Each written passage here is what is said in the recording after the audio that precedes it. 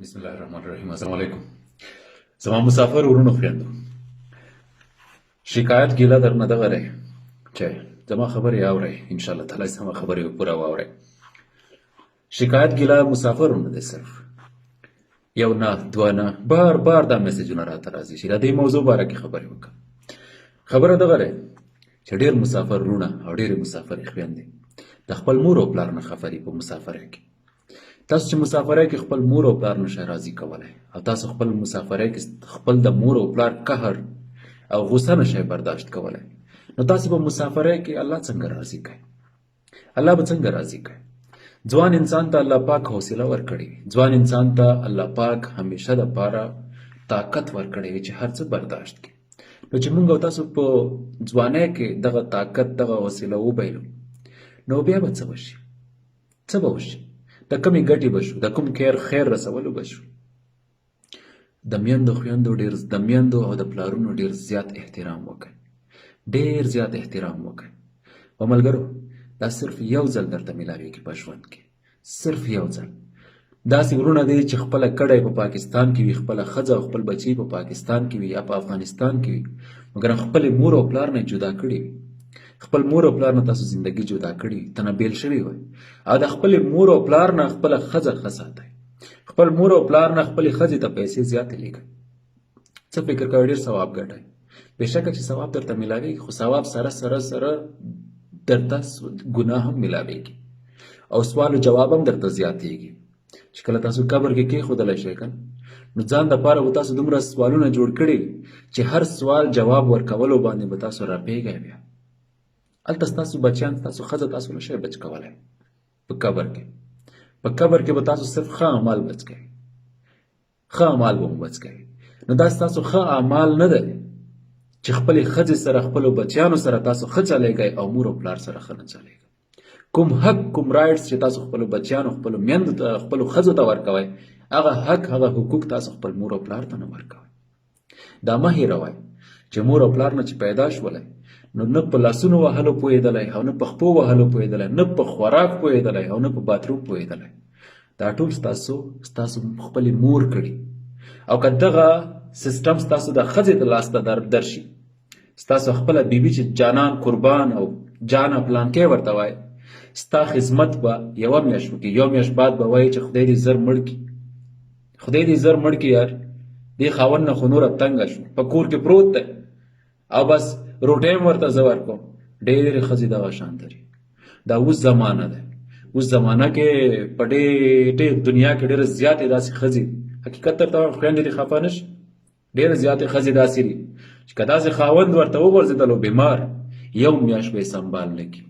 او تاسو چې هغه خپله ډېره زبردسته بیبي ده ستاسو، او چې ډېر زیات په اعتبار لرئ، یقین مو وشه 2 میاشتې به ستاسو په کور باندې بېروزګاري او بیماري به برداشت نه کړي. نو هغې مور نه خو سړی دې لوګی شي، هغې مور نه خو دې سړی لوګی شي چې تاسو ورته په خپل زنګون کې خپل مرداروالی ورکوئ چې هغه یې درپسې صفا کوي، او دا خپل رګونو نه درته شودې راوباسي، تاسو ته یې په خولو کې درکوي. هغې مور نه د انسان زار شي، هغې مور نه د انسان زار شي. کله کله وارې په ماشوموالي کې تاسو خپله مور وهئ، مور سره ستاسو د خوراک دپاره هغه خواهشات نه وي چې تاسو مور نه په زبردستۍ غواړئ، ورته قهر وای، غصه وای، ورته ژاړئ، خپې ورته وهئ، او مور بیا هم درنه زاري، درته لګیا وي المارو کې درته ګرځي چې وای ودرېږه، په دې المارۍ کې به دې بچي ته چاکلیټ راوباسم، په دې المارۍ کې به پلار به یې څه راوړي، یو وړه درته لامده کې ښایسته ښایسته رنځوخۍ درته پخېږي چې په دې به مې زوی غلی کړم، دا بچی به مې غلی کړم. داسې به ډېرو وروڼو ته کړي وي، داسې به ډېرو خویندو ته کړي وي، داسې میندو خپل ماشوموالی درنه هېر دی، هېڅ چا نه نه دی هېر، هېڅ چا نه نه دی هېر چې دغې مور او پلار به تاسو دپاره څومره خدمت کړی وي. ستاسو ښځه، ستاسو بیبي ولکه دومره خدمت ستاسو وکړي. ستاسو ښځه، ستاسو بیبي ستاسو ته دومره پورې جار قربان وایي چې ستاسو د خپلې بیبي او ستاسو خپل ماشومان سنبالوئ، پیسې ورته لیږئ، او په دې لباس یې ډبل ساتئ، او په دې سرخي او په سفیدې یې ډبل ساتئ، او کوم پارټي ته، کوم واده ته ځي، تاسو نه د خپل د چویس جوړه وغواړئ، په هغې یې ډبل ساتئ. نو په دې وجه ستاسو بیبي ستاسو خدمت ته تیاره دی، مفت خدمت ته نه. سبا به هر چاته شکایت وکړي چې خو څه پې وکړم، شپه ورځ راته کور کې پروت دی، بیمار دی، هر کار زه ورپسې کوم، آخر څه وکړم، تنګه شوم. الله ته به هم فریاد شروع کړي، نور خو څه کوئ چې الله ته به هم فریاد شروع کړي. ښځه ذات خو داسې نه دی که نه چې فرښته دی. تاسو په دې نه یې پوه. ښځه چې هر څومره ښه شي، هر څومره ښه شي، ښځو کې صرف یوه مور دی چې هغه مور شي نو د خپل لاندې جنت شي. نو درته وایم چې رب ته وګورئ، خپل مور او پلار نه د خپلې ښځې اوقات لوی مه ساتئ. والله چې ګناه کوئ. په خدای قسم د خپل ځان دپاره قبر ته د تللو سوالونه جوابونه زیاتوئ. والله که الله سره دغه خبرې به تاسو حل کړئ چې خو څه وکم ډېره مجبوري وه، څه وکم ډېره مجبوري. الله تعالی ستاسو مجبوري نه ماني. الله تعالی ستاسو مجبوري کله هم نه وایي، د دې لحاظ تاسو نه کوي. صرف درته وایي چې د سوال جواب راکړه، د دې سوال جواب راکړه او که نه دا نه چې په بله تاویږي. والله چې سزا او جزا مو زیاتېږي. او په دې دنیا نه دی کم انسان چې د مور او پلار خدمت نه کوي، هغه ته که هر څه خدای ورکړي، خدای قسم ده چې ورسره تنګ دی. والله خپلې بیبي نه تښتي، خپلو بچو نه تنګ وي. دا درته وایم چې د الله عبادت سره مینه زیاته کړئ او د مور او پلار خدمت وکړئ. مور او پلار مو اوس ضعیف دي، د ځان په شانتي فکر ورته مه کوئ چې دغه ځانه ټلیفون ورته تیر کو، ورته قهر شو، په ټلیفون ورته غوسه شو، او مور او پلار مو غوسه وي او تاسو هم ورته غوسه شئ. هغه ضعیف دي، هغه د برداشت نه دي. هغه ستاسو په شانتي ماشومان شوي چې څنګه ماشومان به مونږ او تاسو به ورته ژړېدلو او یو شی به په کور کې نه و ښه به راته پته وه او خپې به مو په ځمکې ورته ټکولې او په زور به یې رانه غوښتل، په زور به مو ته نه غوښتلو مور او پلار نه، په زور ورته ژړېدلو به. همداسې دی که نه؟ نن زمونږ او تاسو مور او پلار عمر زیات شوی. د مور او پلار چې عمر زیات شي نو ماشوم ته نه جوړ شي. ماشوم نن خیر که مور او پلار په ټلیفون درته یو قهر او غوسه وکړله، څه قیامت را پرېوتل. تاسو هم همغې مور او پلار په شانتې شئ که نه چې په ماشوموالي کې درته شوې وه. یو شي چې درنه وغوښتلو تاسو هم لاړ شئ، رنځوخې یې درنه وغوښتلې، ورته چاکلیټ را پیدا کړئ. غلط کوي که نه؟ مور او پلار خو ډېر زر په مینه غلطېږي د خپل اولاد. ورته ووایه خپله مجبوري ورته ووایه، خو داسې ورته مه وایه چې نور هم خفه کړي. ورته ووایه چې پلاره دغه ګړی دی، هغه وخت دی، انشاءالله تعالی زه به ډېر زیات کوشش وکړم چې همدغې نه ښایسته درته پیدا کړم، او چې دا مې پیدا نه کړه پلاره نو یوه بله تحفه درته لیږم، انشاءالله ډېر به خوشحال وي. هر ماشوم په شانتې را بیدار شي، د ماشوم په شانتې. زه خپل کور کې کله کله وارې داسې کوم، یقین مو راځي. زه خپل چې نو ما ته پته وي چې کور کې خفګان دی، نو زه یو کمال ورته وکړم، یو کمال ورته وکړم، دا د ټولو زړونه خوشحال کړم په یوې خبرې، په یوې خوږې خبرې. په دې کې د الله تعالی تاسو ته برکتونه اچوي، په مټو مو برکتونه شي، په کاروبار کې مو برکتونه شي، حوصله مو زیاتېږي. آخري خبره دغه چې راته درته دا پیغام هم ورونو ته ما ورکړو، هم خویندو ته. د خویندو مو دغسې شکایتونه راغلل چې ستاسو مور ژوندی دی، پلار مو وفات شوی دی او یوه مور درته کور کې ناسته دی. خویندو تاسو لاړې، د چا په کاناډا کې واده شوی، د چا په جرمني کې واده شوی، خپل خاوند سره دلته خو تاسو ته حکومت نه پیسې میلاویږي که نه؟ دروغ خبره خو نه ده. تاسو خو دا مه وایه چې خو څومره خرچېږي، خو خرچېر لږې کمې کوي که نه؟ دا 100-200 یورو به څه شی شي، دا 100-200 ډالر به څه شی وي ستاسو د خرچې نه؟ دا خو هر انسان سره دلته اس چټي هم میلاوي، که تاسو کار هم ونه کوئ 100-200 ډالر 100-200 یورو، خو دا خو ما ته پته ده. دا پاکستان افغانستان نه درته نه یم لګی، یورپ نه درته لګی، د قاعدې او د قانون باندې زه ډېر ښه پوهېږم. که تاسو سره د میاشتې 100-200 ډالر یا د 100-200 یورو خپل هغې ضعیفې هغې سپین سرې مور ته ولېږه، څه به وشي؟ ستا د خاوند پیسې خو نه دي که نه؟ دلته حکومت تا ته باقاعده خپلې پیسې درکوي، خورې نه درکوي، په خدای قسم دی چې درکوي. همدغه حقیقت دی. که هغه خپلې مور ته ولېږي څومره به خوشحاله شي. دغو پیسو نه هلته 10,000-20,000 روپۍ جوړېږي. د هغې مور د دغه پیسې یوې میاشتې لپاره کافي دي. نو تا ته پکې اجرونه میلاویږي، ثوابونه نه، اجرونه. خاوند ته به خدای پاک نور کاروبارونه ورکړي، په خاوند باندې به الله تعالی برکتونه واچوي، په دې چې ستا خاوند دی، ستا د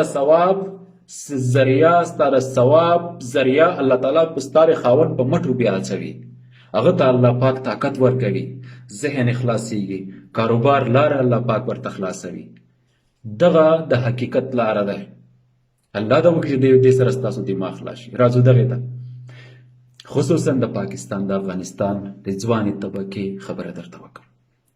د ځوانې طبقې خبره، د پاکستان افغانستان کې ځوانه طبقه د شپې 12 بجو پورې تاسو انټرنیټونو ته ناست یاست.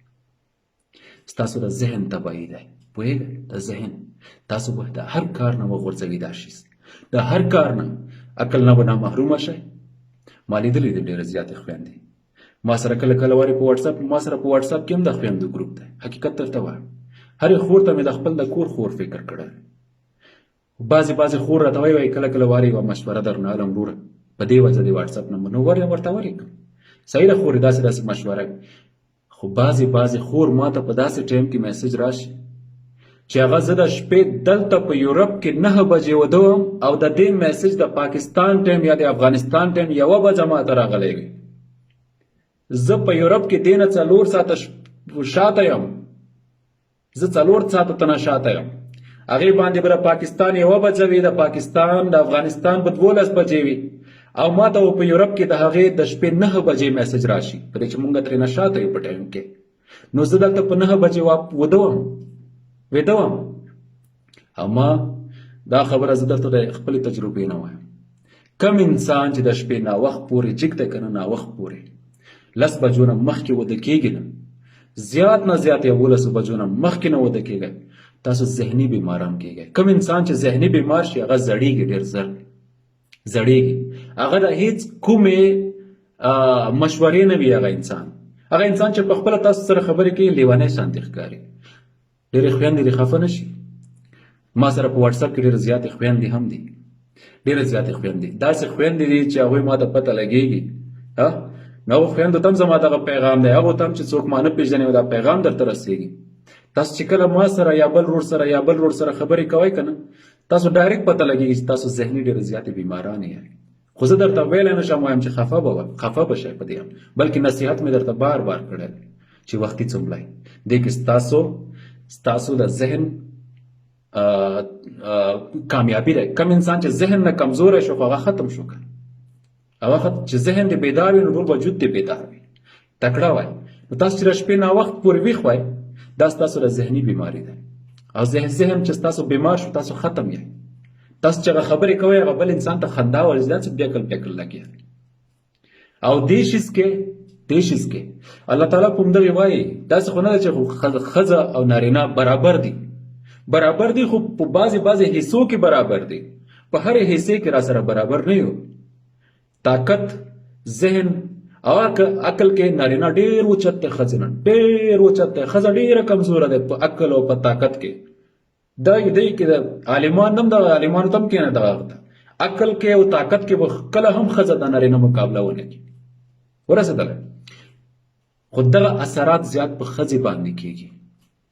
کومه جینۍ چې د 18 د 14 کالو نه پورته دی تر 13 کالو پورې چې هغه د ځان حفاظت ونه کړي، هغه ځان ونه ساتي، هغه د شپې وختي څلملي، هغه به د ذهن ټارچر کېږي، ذهني بیماري به ورته لګي. ګارنټي سره ډېره زر به ورته لګي، بلکې میاشت کې به دننه ورته لګېږي. او هغه جینۍ ګارنټي سره چې د 13 کالو نه پاسه کېږي هغه به د واده حقداره نه کېږي. د واده حقداره به په دې نه کېږي چې هغه به ډېره بیکله شي، ډېرې بیکلې خبرې به کوي. ذهن نه به کمزوري وي، کار کې به داسې مړه پړه وي چې کار به نشي کولی، وجود کې طاقت ختم شي. نو چې بیا 40 کالو ته رسېږي هغه جینۍ مړ کېږي، د کار نه وي، ختمه شي. نو دا د جینۍ غټه کمزوري ده. که تاسو خپل ځان ساتئ، څنګه د ماښام مونځ د شپې مونځ وشي تاسو فوراً وده کېږئ. دا بهانې مه کوئ چې ما ته خوب نه راځي. چې خوب نه درځي خو بیماري دې اخیستې که نه، چې خوب نه درځي خو بیماره یې که نه. همدا ډېره لویه د ذهن بیماري دی که نه. کم انسان ته چې د شپې خوب نه ورځي خو ذهن یې بیمار شوی. چې ذهن دې بیمار شوی ته پکار ده عبادت ته توجه وکړې، الله نه معافي وغواړې چې ستا ذهن ټیک کړي. ستا ذهن په دواو نه ټیک کېږي. انټي بیاټکس ته واخلې که نه نو تا به نور هم تباه او برباد واچوي. د خوب ګولۍ چې واخلې تا به نور هم تباه او برباد واچوي. دا وجود ډېر زیات نرم دی. که هر څومره کلک دی دا وجود ډېر زیات نرم دی. انټي بیاټکس د خوب ګولۍ داسې نورې ګولۍ دا تاسو نور هم تباه کوي په ځوانۍ کې. کم انسان چې په ځوانۍ کې دوایي اچوي، دوایي خوري، هغه انسان فیوچر نشته. هغه انسان فیوچر کې صرف تباهي ده، بربادي، ختم. که تاسو ځوانۍ کې ځان وګټه جوړ کو تاسو په زړوالي کې په بوډاوالي کې هم تکړه وای. پخوا وختونو مشران ولې به جرګو ته به وای مشر راولئ جرګې ته. ولې هغه مشران داسې نه وو چې انټرنیټونو ته 12 بجې. هغه مشران داسې وو چې ماښام شپې ډوډۍ به وخوړله، وده به شول، لالټینونه شمې به بندې شوې. دا په دې وجه چې عقل نه به ډېر تکړه و. دا همدغه وجه ده چې تاسو وختي څملئ، تاسو به عقل نه ډېر زیات تیز وای. ذهن به ستاسو چې کم انسان ذهن بیداره وي هغه چې 100 کالو هم شي که نه ځوان برېښي، جوشیله برېښي، ډېر طاقت کې برېښي. هغه جینۍ چې 40 کالو هم شي که نه ماشومه ښکاري، ماشومه، ولې چې عقل یې تیز وي. دا درته ګارنټي در کوم، دا درته ګارنټي در کوم چې کم انسان د شپې ناوخت پورې جګ دی، والله قسم د ذهن بیماران کېږي. او ډېرو ځوانانو خویندو ورونو نه دا ما اورېدلي وایي خوب نه راځي. چې خوب نه درځي د دې همدغه علامت ده چې تاسو ذهن بیمار کړی، او دا ذهن به تاسو ته ډېر زر شکست درکړي. دا به ټول وجود ستاسو خراب کړي او ډېر زر به بوډاګان شئ او د واده به نه وای. د واده فول اینډ فاینل دا ډېر غټ شکست دی. امید کوم چې تاسو په دې خبرو باندې پوه شوئ او در باندې بدې نه وي شوي. ډېره زیاته مننه. الله مو سلامت لره، خوشحال و آباده اوسئ. د الله په امان.